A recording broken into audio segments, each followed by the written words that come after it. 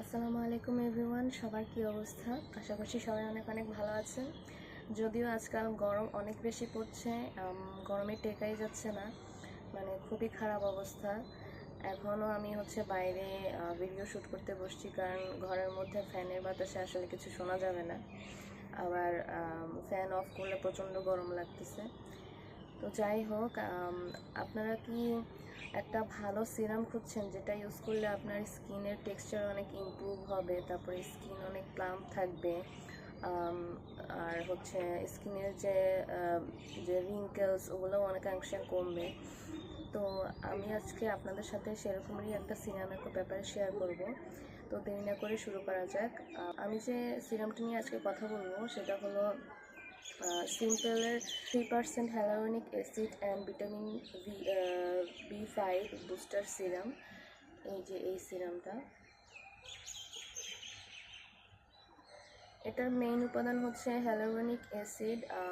Hyaluronic acid হচ্ছে একটা হিউমিকটেন্ট, আমরা জানি, বা যারা জানেন না তাদের জন্য বলে রাখি। হিউমিকটেন্টের কাজ হচ্ছে, এটা আমাদের শরীরেই থাকে এবং এটার কাজ হচ্ছে যে বাইরে থেকে ময়েশ্চার বা পানিটাকে ধরে রাখা বা পানি অ্যাবজর্ব করে স্কিনটাকে প্লাম্প রাখে। তো আমাদের সবার শরীরেই আছে হ্যালোরনিক অ্যাসিড, কিন্তু এটা এক্সট্রাভাবে বাইরে থেকে দিয়ে আমাদের স্কিনটাকে প্লাম্প করে রাখার জন্যই এই সিরামগুলো রেডি করা হয়।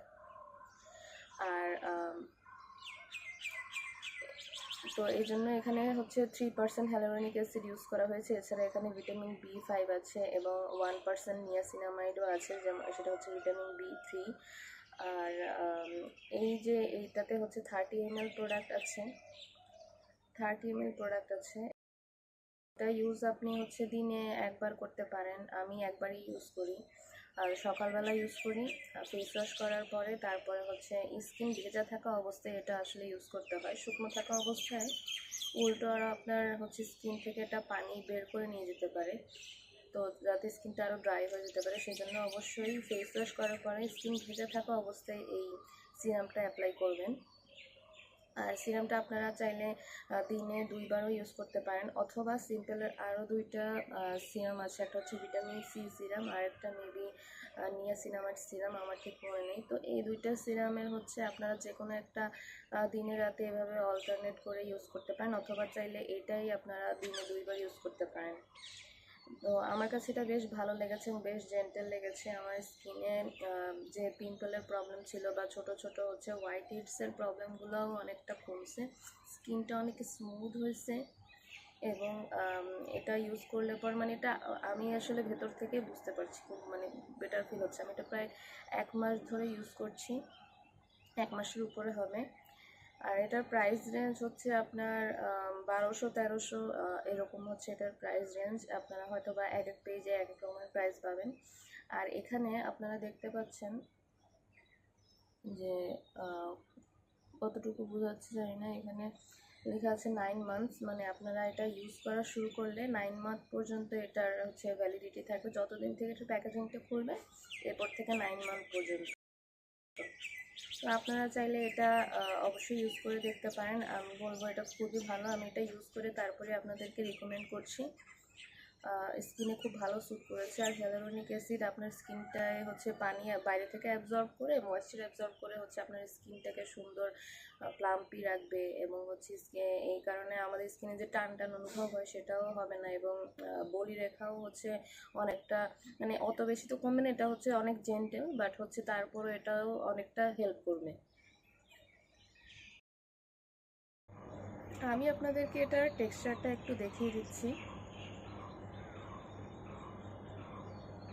এরকম একটা ড্রপার সহ আসে, এবং আপনারা এইভাবে এই যে স্কিনে অ্যাপ্লাই করতে পারেন। এই যে দেখতে পাচ্ছেন,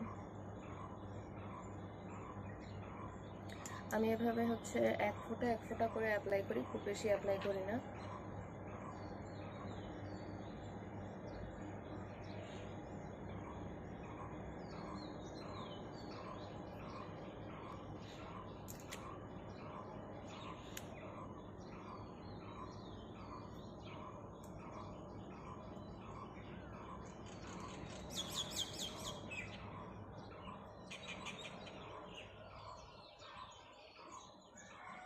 এবার হালকা হালকা হাতে অ্যাপ্লাই করবেন।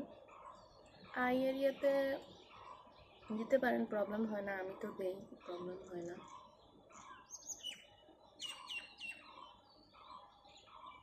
বাট চোখের ভেতরে যাতে না যায় সেই জিনিসটা খেয়াল রাখবেন।